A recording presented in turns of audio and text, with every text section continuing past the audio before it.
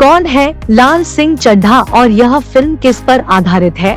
लाल Singh Chaddha film का trailer देखने के बाद बात की जा रही है कि यह फिल्म फॉरेस्ट गंप फिल्म की कॉपी है, जो फॉरेस्ट गंप 1994 विंस्टन ग्रूम के उपन्यास पर आधारित फिल्म है और लाल सिंह चड्ढा उस फिल्म में फॉरेस्ट गंप का एक चरित्र है।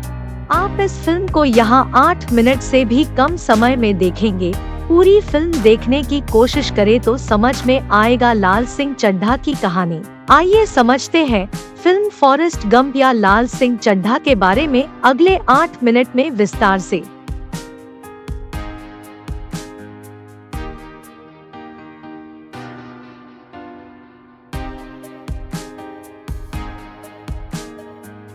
फॉरेस्ट गंप 1994 विंस्टन ग्रूम के इसी नाम के उपन्यास पर आधारित फिल्म है। यह रॉबर्ट जेमेकिस द्वारा लिखित और निर्देशित 1994 की अमेरिकी कॉमेडी ड्रामा फिल्म है। फिल्म टॉम हैंक्स को फॉरेस्ट और रॉबिन राइट को जेनी के रूप में प्रस्तुत करती है। उपन्यास पहली बार 7 दिसंबर 1986 को प्रकाशित हुआ था और जल्दी ही एक अंतर्राष्ट्रीय बेस्टसेलर बन गया। इसे एक फीचर फिल्म और कई टेलीविजन श्रृंखला दोनों में रूपांतरित किया गया है। टॉम हैंक्स फॉरेस्ट गंप के रूप में, जो यह बताता है कि कैसे वह राष्ट्रपति लिंडन बी जॉनसन और मदर टेरेसा सहित कई ऐतिहासिक हस्तियों से मिलने और बातचीत करने के लिए आया था।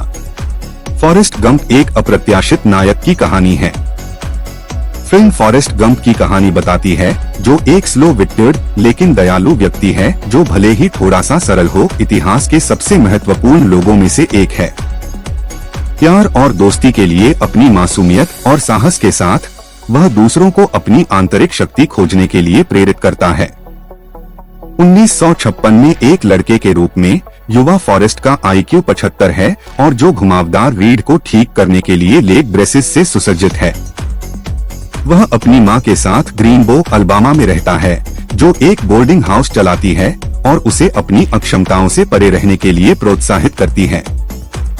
उनके अस्थायी किराएदारों में एक युवा एल्विस प्रेस्ली है, जो फॉरेस्ट के लिए गिटार बजाता है और अपने प्रदर्शन में लड़के के झटकेदार नृत्य आंदोलनों को शामिल करता है।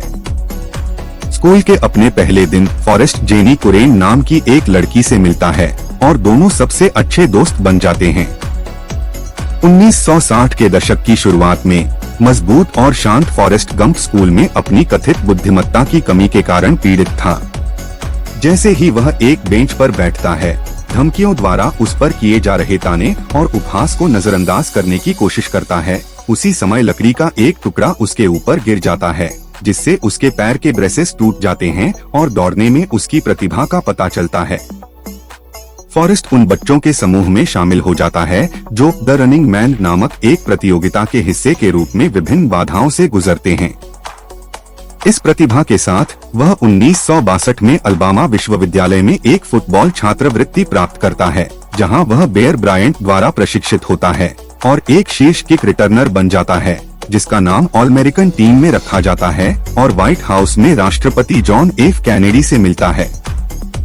1966 में कॉलेज में स्नातक होने के बाद फॉरेस्ट US सेना में भर्ती हुआ।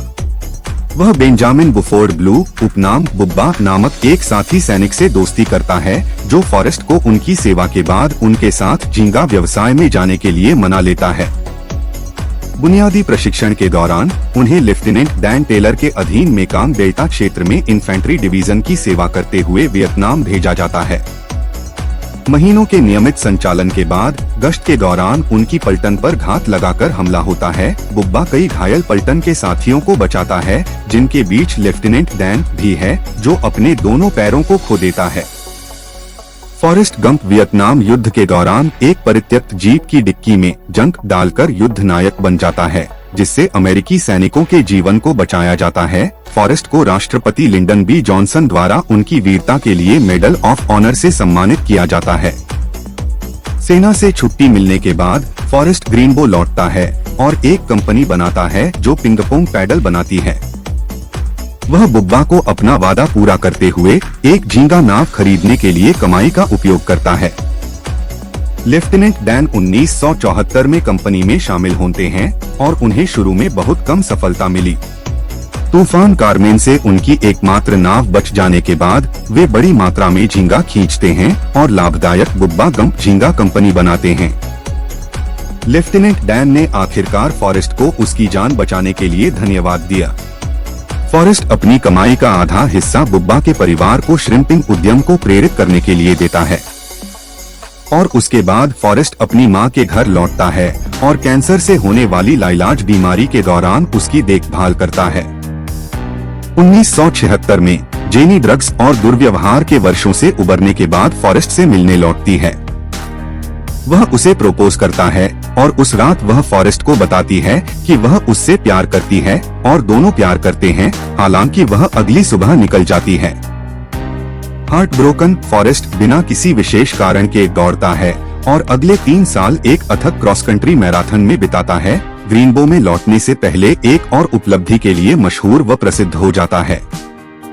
1981 में एक बस स्टॉप पर फॉरेस्ट गंप नाम का एक व्यक्ति अपने जीवन की कहानी अजनबियों को सुनाता है जो उसके बगल में बेंच पर बैठते हैं, क्योंकि उसे जेनी का एक पत्र मिला जिसने उसे उससे मिलने के लिए कहा। फॉरेस्ट अंततः जेनी के साथ फिर से मिल जाता है जो उसे अपने बेटे से मिलवाती है, जिसका नाम उसने फॉरेस्ट गंप जूनियर रखा। जेनी फॉरेस्ट को बताती है कि वह एक अज्ञात वायरस से बीमार है।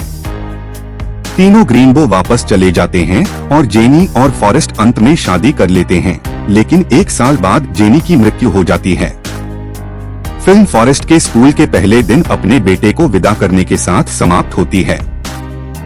फिल्म दर्शाती है कि 20 वर्षों के दौरान फॉरेस्ट का जीवन कैसे सामने आता है, जो एक अनुभवहीन और भोले किशोर के रूप में शुरुआत करता है, लेकिन समय के साथ इतिहास के सबसे महत्वपूर्ण लोगों में से एक बन जाता है। वह एक शतरंज चैंपियन और ओलंपिक धावक बन जाता है, लेकिन जीवन भर उसका पीछा करने वाली दुर्भाग्य की लकीर को हिला नहीं पाता है। फॉरेस्ट गंप प्रेम और मानव आत्मा की शक्ति की गहराई से प्रभावित और उत्थान की कहानी है, जो अंतर्ज्ञान और आशावाद का अंतिम प्रतीक भी है।